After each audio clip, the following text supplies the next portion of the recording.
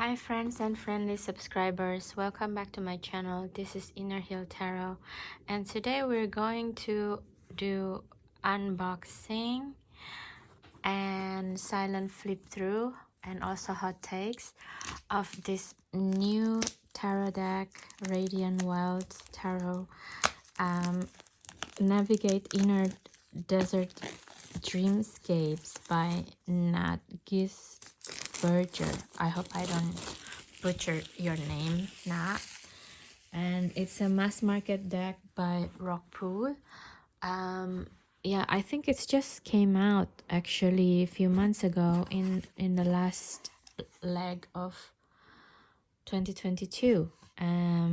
So yeah, it's a very nice box, See the Unseen, and it comes with a really nice chunky guidebook as well. Let's see when this is actually came out. Yeah, you see, 2022. It's beautiful.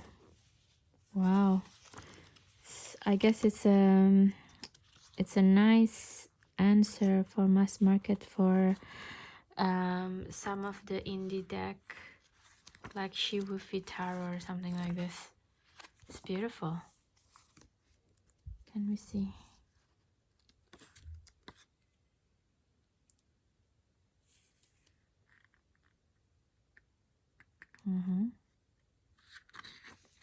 Radiantly Wild.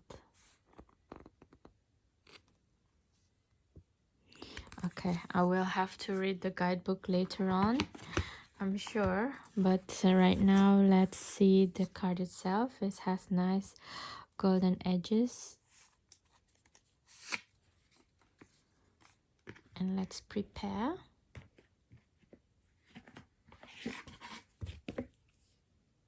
It's the atlas, yeah. Let's prepare it like this then. It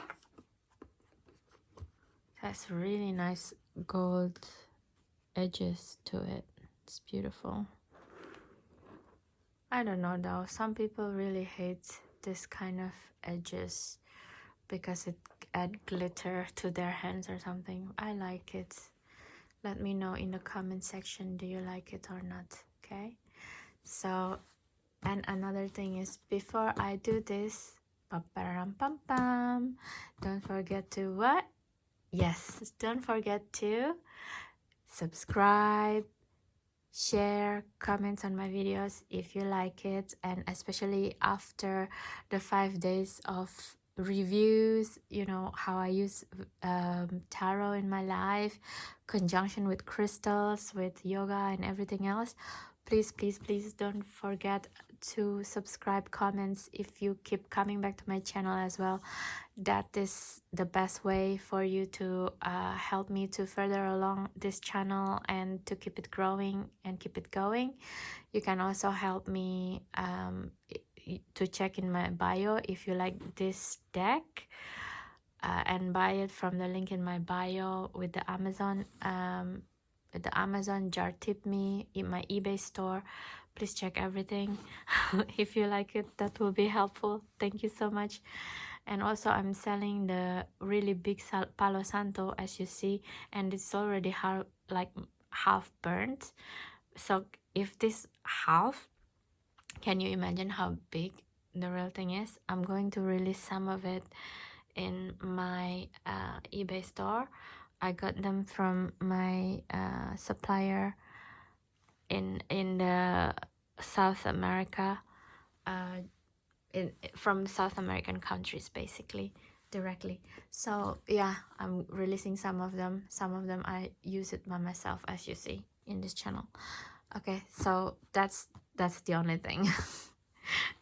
That's the only what do you call it, advertising before we start doing everything, right? Okay, let's do this silent flip through and enjoy it, guys. Thank you.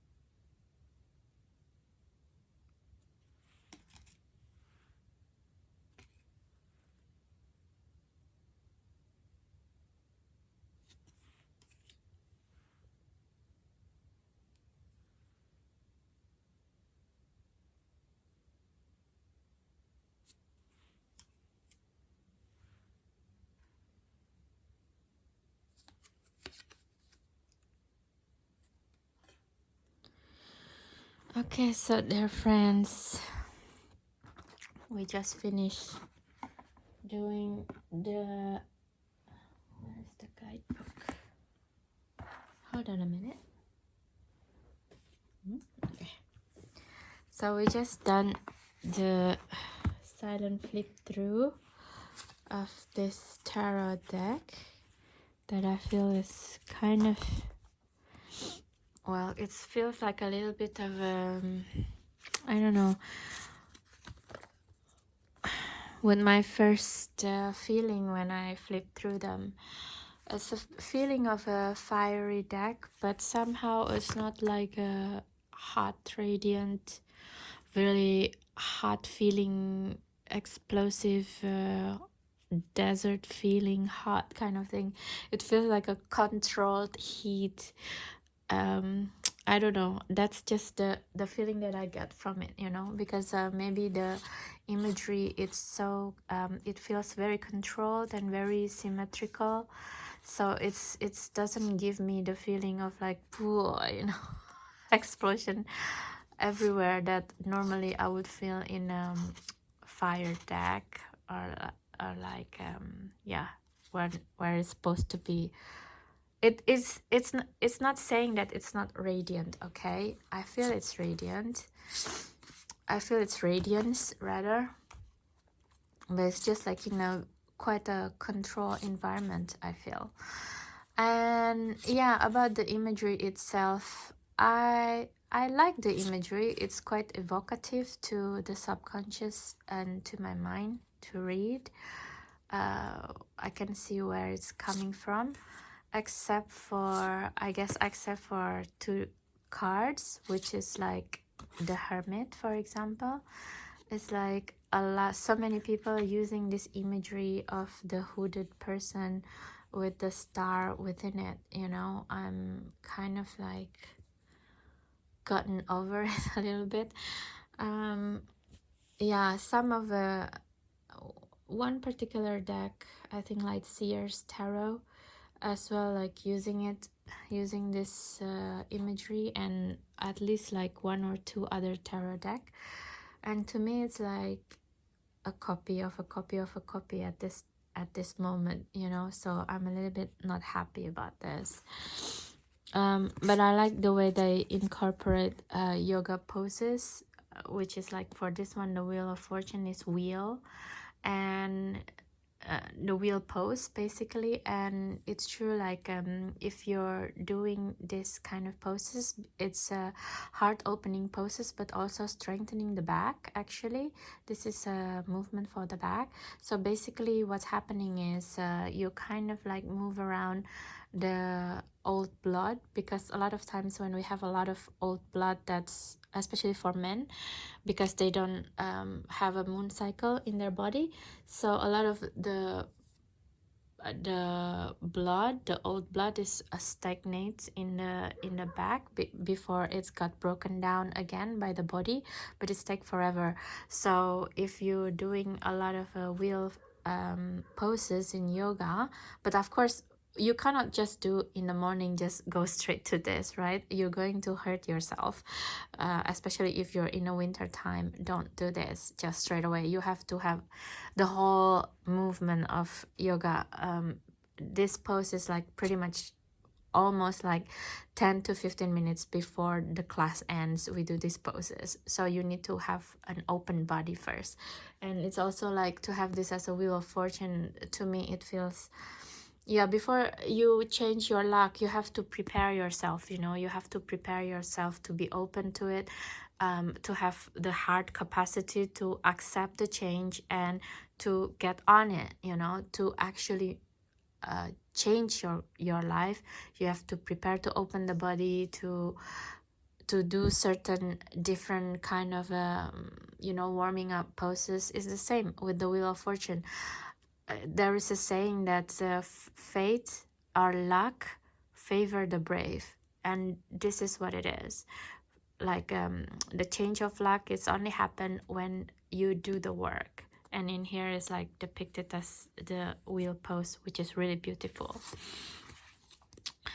Yeah, the Justice card to me, it reminds me of like a Pet Shop Boys. I don't know if you guys know. It's like in the 1980s, a Pet Shop Boys music video or something like this. It's so funny. Yeah, it's just funny to me. And yeah, with the Death card, I also have a problem. Like I said, I have two problems. So let's analyze this. Maybe I'm just crazy, you know. So with these two cards, right, the Death and the Moon, one is with the head of an Anubi, one is with the head of yeah, like a carcass or something like that, a bone of an elk or something. I'm kind of wondering why one is working and one is not. And I think the problematic things with the Death card, and I don't find it's working, it's because it's just kind of a slap bangs on it instead of like, I mean, in this situation, what I would do is to make this image bigger, so it would be overwhelming the body, of course, but at least it will cover the face with the hair, you know. This kind of Death cards, to me, I can't unsee it after I see this thing. It looks like a lazy and sloppy photoshopping job, you know, because I used to work as a photographer and I do Photoshop quite a bit, so I know when things, it's a stunning thing, like this in the Moon card. To me, it's really nice. Even like the poses, it looks like a jackal poses, you know. It's beautiful. And it's really like an Anubi is a dog and longing for the moon, right? Like the werewolf and stuff like that. It works like this. But then when it's like this, first of all, come on, you can actually, I don't relate this yoga pose as a death, you know. It's like, I know probably the concept is, without reading the guidebook, and because I also do yoga, maybe he's like, or the creator think none thinks, or the illustrator, whatever, thinks that the enlightenment, some people, some gurus, yogis say that enlightenment means that you relinquish the body and you're transformed. Basically, you die. You know, you're relinquishing the body means that you die. You give up, right? You give up the body to regain higher consciousness, basically. But I mean, it's, why not Savasana? You know, Savasana is the corpse pose. It's literally, if you see the direct translation, Savasana is Savasana is the last pose in yoga where you're lying down on your back, and that's literally called the corpse pose. Why is not that pose instead? And this is just a sloppy job for a Death card, which is like normally is very transformative and very like, whoa, you know, one of the biggest and chunkiest and the strongest card in the deck. If you don't agree, look at the element, you know, magpie decks. It has like gazillion Death cards in it because it wants to invokes transformative situations in your life. And to have this like a sloppy job like this, it's like a vegetable state. You know, when you're like dying in a coma but you're not dead and you're dying for 30 years, you know, it's a painful death. It feels like to me. I'm so sorry, I'm so anal about my Death cards. Yeah, rant over. So yeah, it's really sad, that card. And the Tower card's also a little bit weird, but it's probably her aesthetic. I love the Moon card a lot, actually, so maybe it will help me alleviate what's happening with the Death card. Maybe I will actually redo the Death card by myself. You know, redo the whole thing. I don't know. Please let me know in the comments what do you think about my assessment of the image, you know. That will be helpful for me as well to learn. Am I the crazy person here or the anal person and really totally obnoxious with my comments? Please, you know, let me know. Thank you.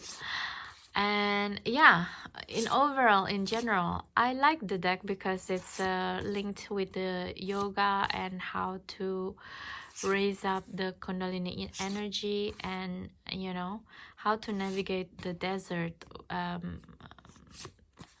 if you're like in a to me the desert is not necessarily stuck, but it's just like the period of your life where a lot of things not growing as much, or it's growing wild, like they said, right?